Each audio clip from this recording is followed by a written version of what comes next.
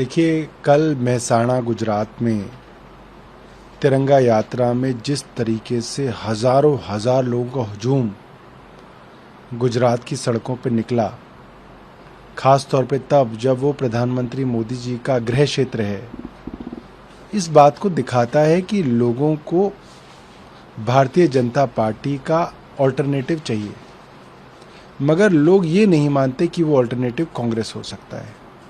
तो भारतीय जनता पार्टी की हर फैलाई हुई बीमारी का इलाज जो है वो आम आदमी पार्टी के पास है। जहाँ जहाँ हमारा और बीजेपी का सीधा मुकाबला होगा, हम लोग बीजेपी को हराएंगे। 8 साल पूरे होने का जश्न भारतीय जनता पार्टी के केंद्र सरकार के मंत्री मना रहे हैं।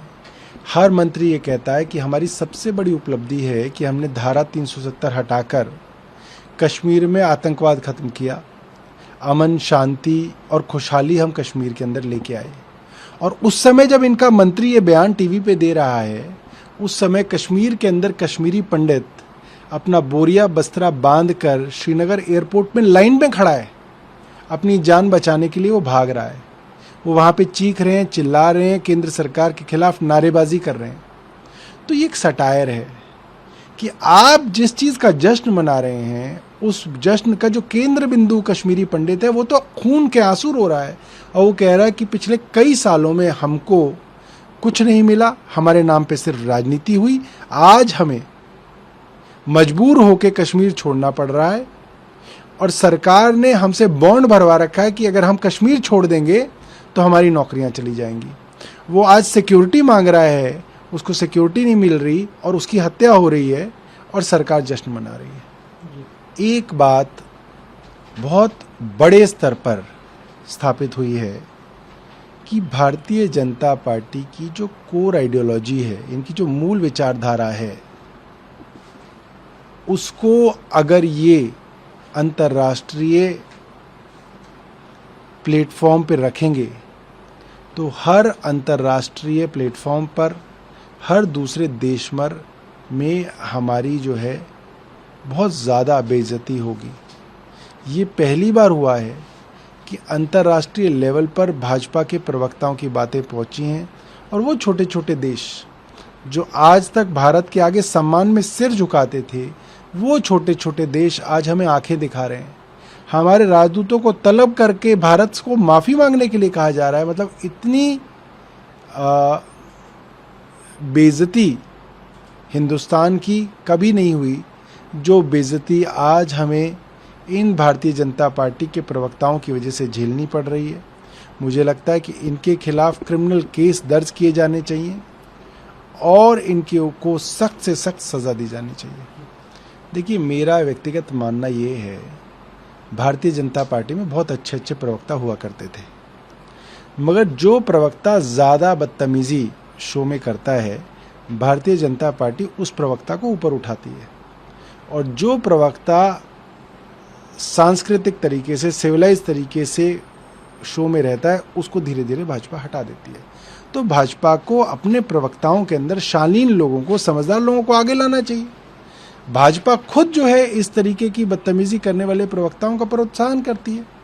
तो भाजपा पहले अपने सिस्टम के अंदर बदलाव करे। देखिए, 3 साल से ज़्यादा हो गए कि कश्मीर जो है सीधा सीधा केंद्र सरकार के अधीन है। इससे पहले 5 साल तक इनकी ही सरकार जो है महबूबा मुफ्ती के साथ चल रही थी। इन सालों के अंदर कश्मीर के हालात बद से बदतर हुए हैं। इन्फिल्ट्रेशन, उग्रवाद की घटनाएं बढ़ी हैं, सिविलियन किलिंग्स बढ़ी हैं। जो भारत के दूसरे राज्यों से लोग और स्टूडेंट्स कश्मीर में जाते थे, उसकी तादाद बेहद कम हुई है। कश्मीर से बाहर आने वाले लोगों की तादाद लगभग बढ़ रही है। लोग कश्मीर छोड़ के भागना चाहते हैं। ये नतीजा इस बात का है कि बॉर्डर पार से आर्म्स, एम्यूनिशन और उग्रवादी आ रहे हैं। केंद्र सरकार इसको रोकने में विफल रही है।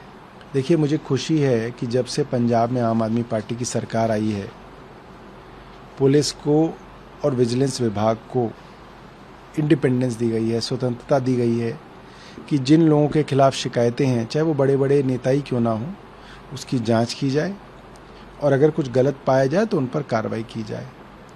आज पंजाब में पहली बार कई वर्षों बाद ऐसा समय आया है जब ऐसे राजनीतिक लोग जिन्होंने करोड़ों की हेराफेरी की हो, करोड़ों की लूट की हो, उनके ऊपर कार्रवाइयाँ शुरू हुई हैं।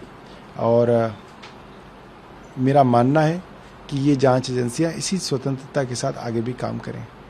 देखिए, मेरी किसी से मुलाकात नहीं हो पाई क्योंकि मुझे बताया गया कि देर रात जो है ईडी के लोग सुबह 7 बजे जो घुसे वो रात को 2 बजे तक उनके घर में रहे। सत्येंद्र जैन के घर में उस समय उनकी पत्नी, उनकी एक रिश्तेदार, उनके भाई की वाइफ और उनकी बेटी, 3 महिलाएं थी। और इन महिलाओं को ज़बरन सुबह 7 बजे से लेकर रात के 2 बजे तक जो है वहाँ पे रखा गया। किसी को नहीं पता कि ईडी को वहाँ पे क्या मिला। जितना हमें पता चला ईडी को वहाँ पे कुछ नहीं मिला और ना ईडी के पास कोई सूचना थी जिस चीज़ को वो वहाँ पे ढूंढ रहे थे। सिर्फ और सिर्फ हैरेसमेंट, सिर्फ और सिर्फ प्रताड़ना जो है इसको कहा जा सकता है। इस तरीके से किसी ऐसे घर में जहाँ पे सिर्फ महिलाएं हों करना जो है मानवता के मूल्यों के भी खिलाफ है। और मुझे लगता है कि ईडी सीधा सीधा केंद्र सरकार के इशारे पे सत्येंद्र जैन साहब जैसे अत्यधिक धार्मिक आदमी के साथ और उनके परिवार के साथ इस तरीके का व्यवहार कर रही है जो कि किसी भी राजनीतिक दल को नहीं करना चाहिए। बीजेपी मर्यादा की सारी हदें जो है वो लांघ रही है। तो आज भी यही चाहूँगा कि चुनी हुई सरकार और एलजी समन्वय के साथ काम करें। और वो समन्वय कैसे होता है? जैसे आप 2 लोग आए हैं, एक कैमरामैन है, एक रिपोर्टर है। अगर रिपोर्टर कहे कि नहीं मैं कैमरा चलाऊंगा और कैमरामैन कहे नहीं मैं जो है सवाल पूछूंगा, तो ये समन्वय बिगड़ जाएगा। हम ये कह रहे हैं कि जिसका जो काम है उसको वो काम करने दें और उससे दिल्ली के विकास के अंदर फ़ायदा होगा।